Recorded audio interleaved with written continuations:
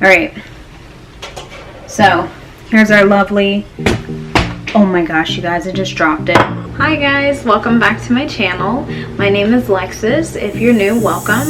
I like to post all videos related to cooking, fashion, beauty, and lifestyle. So I hope you guys enjoy. Today's video, we're back with another episode of Chef Lex. So I'm very excited because I am now Chef Lex official. Got my Chef Lex gear on. I'm going to show you guys my custom apron that my sister-in-law Chelsea made me. Thank you so much again, Chelsea, for my apron. I absolutely love it. And I'm going to be sure to link all her information in my description box if you guys want to check out her amazing creations as well. Apron, and it literally says Chef Lex on it, and it's purple. And I still get to rock my bump. And it's got a pocket. So yeah, for today's edition of Chef Lex, we're going to be making some banana bread. I don't think I've made a recipe on my channel yet with banana bread, but I had some bananas that we got from the grocery store over the weekend that are starting to get really ripe and almost go bad. So instead of throwing them away, I said let's turn it into a banana bread today. Plus I was starting to get a sweet tooth, my pregnancy cravings of course. I hope you guys enjoyed my video for today. Definitely be sure to give it a thumbs up. Be sure to subscribe to my channel because it means a lot to me. Thank you to those that have recently just subscribed. I am keeping track of it and seeing all the notifications. Be sure to leave me some comments in the video. I like to reply to those and talk to you guys as well. And thank you to those that do. I love reading your comments. You guys are really sweet and I do appreciate it. And we're just going to go ahead and get started. I'm going to link the recipe down below that I am using for our banana bread because I didn't think of it off the top of my head. Want to preheat your oven to 350 degrees Fahrenheit. If your oven is like ours in our apartment and it cooks food really fast, this time I'm actually going to lower the temperature to 300 degrees instead of 350 because according to this recipe it says this bread needs to take at least I think 50 minutes to an hour. Let's start with the base, which is to cream together your butter and brown sugar. So we're going to be using 1 stick of butter. Now to me, I've learned from the pros watching my Food Network and such that when it comes to baking, it really doesn't matter if you buy the salted or unsalted butter. I personally like to just keep regular butter stocked in our fridge anyway because I use butter a lot. I guess I'm like a Paula Deen, but yeah, I just use regular butter, so 1 stick is all we need. To the butter, we're going to be adding in our brown sugar. So for the recipe, it does say you can use either light brown sugar or dark. We're going to use, I think I have light brown sugar in the pantry. I'm going to check right now. I just checked the pantry. We have light brown sugar and we need 3/4 of a cup. So I don't have a 3/4 cup measuring cup in my set. So what I like to do is, I love our measuring cup set. I just bought these earlier this year. They're from Amazon. I will link them down below if you guys are interested. But this is what they look like. They're so nice and stainless steel. I just take the 1/4 cup measuring cup and use it 3 times.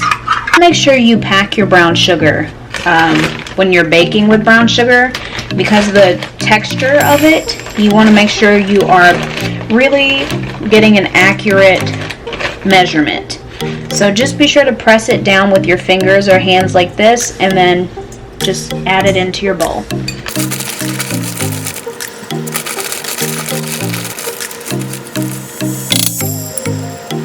We are also going to need 2 large eggs.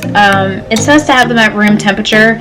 To me, I don't think it's that big of a deal if they're not. I kind of forgot to sit out the eggs. But I think it depends. Like if you're making something like a meringue and you have to use egg whites, and I think you are supposed to have those at room temperature to help with making the stiff peaks. But in this case, I think it's okay if we don't have them at room temperature. So I'm going to grab the eggs.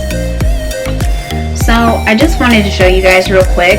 I have the KitchenAid Professional Edition model. which I kind of regret buying now, but at the time this one was actually a really good deal, and it was actually cheaper than the artisan model of the KitchenAid, so that's why I got this one. For me, I'm like, because it's kind of like, it's really big, it's a lot larger than the artisan model that they make, and the only reason why I regret buying this one now is because they now carry the artisan model in a lavender cream color that I'm obsessed with. You know, if you have a larger family, or if you're someone that does a lot of baking and cooking over the holidays for your family or potlucks and stuff, this is really great to have. It still does the same thing. Again, I really want the lavender cream color. But anyways, for today, this is the attachment. You know it's a big mixer because look how big the attachment is. It's like almost as big as my head, and I have a pretty big head. But anyways, I'm using the attachment that has the built-in spatula attached to the attachment, if that makes sense. This one I don't use often, but I do like to use it for things like when I'm making a cake, or in this instance the banana bread, because this spatula side will go in and really scrape around your bowl while it's mixing all your ingredients. Use a loaf pan, whatever loaf pan you have at home, even if it's the most rusted, hand-me-down, generation to generation loaf pan, it's still going to do the job. Just really grease it really well. Something I like to do personally when it comes to making like a loaf, like a bread or whatever, is I love to actually grease and flour the pan. This is not hard to do at all. I just did it prior to starting to film, so that way I have some preparation going on. But all I do is after I spray the cooking spray in the pan, I just go in with a little teaspoon. I sprinkled like about a teaspoon and a half of flour in the pan, and then I just go around and hit against the pan until it completely covers the entire pan like this. Like I said, we're getting started with the dry ingredients here in this bowl, and then we will add this into the wet ingredients in batches. So the recipe calls for using 2 cups of all-purpose flour. So I'm going to do that. Grab my mixing cups here. 2 cups.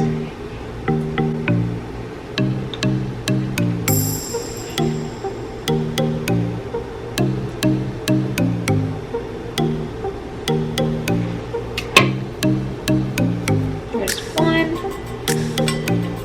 And you want to make sure you level out the top of your flour when you're putting it in your measuring cup, just to help ensure you get the correct and most accurate measurement. You know, don't be skimpy with it, but then like don't overflow it and have like a mountain. Make sure it's nice and even on the top like this. This recipe uses baking soda rather than baking powder this time, so we actually just need 1 teaspoon of the baking soda.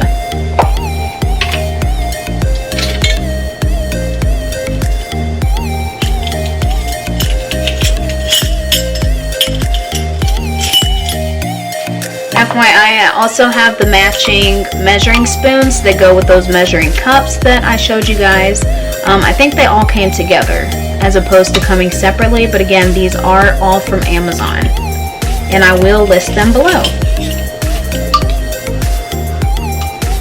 If you didn't know, most of the time when you get a can of like baking powder or baking soda, it has this edge that can actually help you level out the measurement.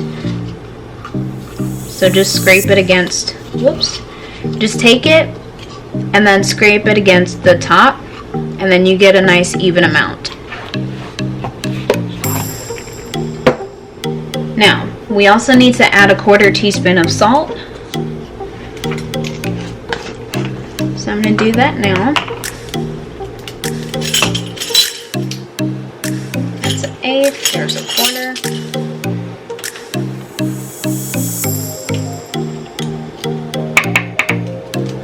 Need to add our ground cinnamon. I have ground cinnamon on hand, but I'm kind of feeling fall festive, so I'm going to take it up a notch, and I'm actually going to use the pumpkin pie spice mix instead of just the cinnamon by itself. This is pretty much the same thing. It just also has ginger, nutmeg, allspice in it. And all together we need half a teaspoon.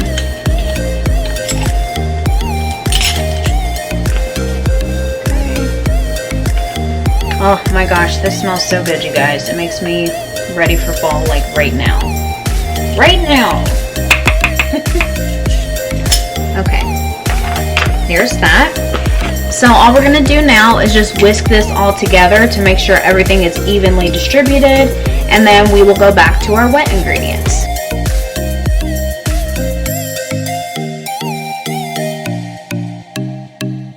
We're back to our wet ingredients. We're gonna go ahead and turn on the mixer to a medium speed. We're gonna start to cream together the butter and brown sugar. The recipe says it should take about 2 minutes or so to do that. And then once it's fully combined and nice and light and fluffy, we're gonna add in each egg at a time. And again, we're just using 2 large eggs for this.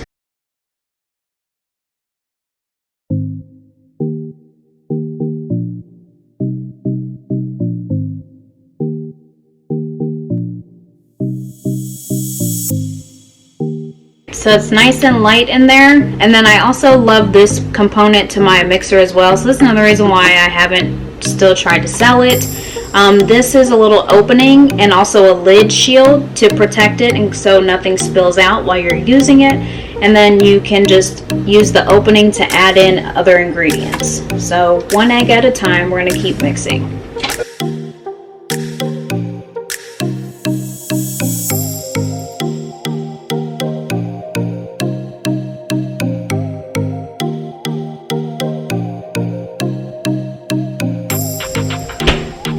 Alright, the next component is to add in yogurt. It says plain yogurt. If you don't have plain yogurt, what I'm going to do, like the recipe says, is another option is to add in sour cream. This is also going to help make it nice and moist. And we just need 1/3 of a cup, so I'm going to add sour cream.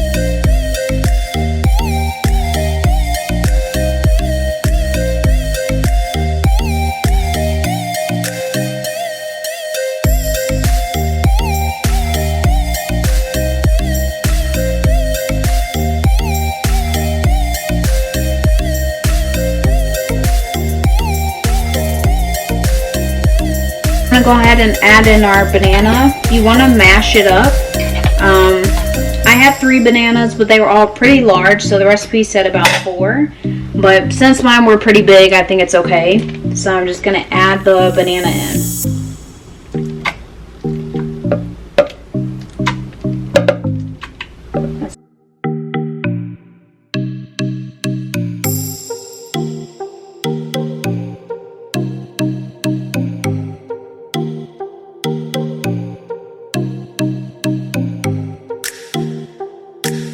Start adding in the dry ingredients a little bit at a time.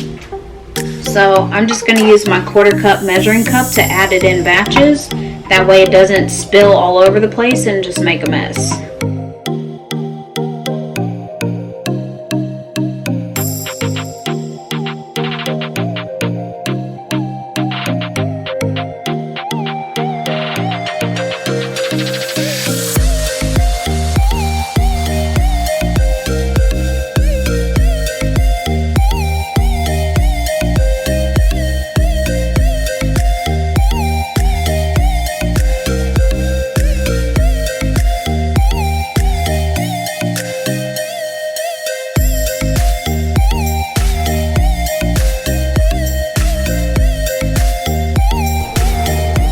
Alright, so I just wanted to show you guys the banana bread. I have just taken it out of the oven. It smells so good. It's so beautifully golden brown and feels like it's pretty moist. So I'm going to actually take it out and let it cool on this baking dish lid / tray. Buttered and floured and greased the pan. It's going to come right out, I promise you guys. So I'm just taking it, turning it over like so. I don't know what happened, but we went out of focus when I flipped it out of the pan. It came right out because again we greased the pan and then sprinkled in the flour. So yeah, we had no issues getting it out. It didn't get stuck. And again, that's just an extra precaution you can take with your baking. A little ramekin like this. Any little small container that's microwave safe you can use, but this is what I'm going to use to put in our Nutella. So, gotta stay hydrated. Y'all know I drink this water all the time. So I'm just going to take a teaspoon to scoop this out because Nutella is pretty thick, as you guys can see. We will just glob it onto our ramekin. I'm not sure how much I should put, maybe about a good 2 teaspoons. This really looks like tablespoons. So I'm gonna microwave this. I'd say maybe like 20 seconds. We're gonna start with 20 seconds and just see how it does after that. And drizzle it just like that. So this is pretty good, honestly. Nice and runny. So we're gonna go ahead and move to the cake. Alright, so I'm gonna take the Nutella, give it a good stir. Like so. You wanna get a nice bit of it on the spoon. And then we are just gonna start to drizzle this across the top of the bread.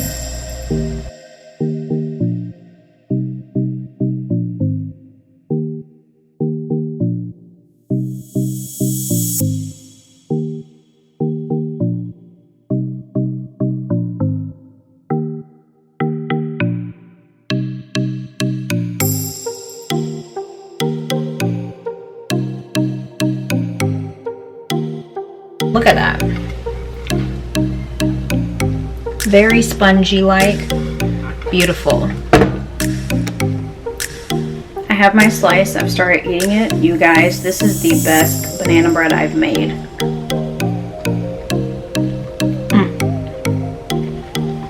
And what I really love, it's not too sweet. Like, it has just the right amount of sweetness. And we only used brown sugar in this recipe. And the sour cream, the butter, really helped to keep this moist. And I'm surprised, like, that there was no, like, milk or something in this, or oil. Like, this is really good as is. I hope you guys enjoyed this video. Thank you so much for being with me. And I will see you guys in the next one.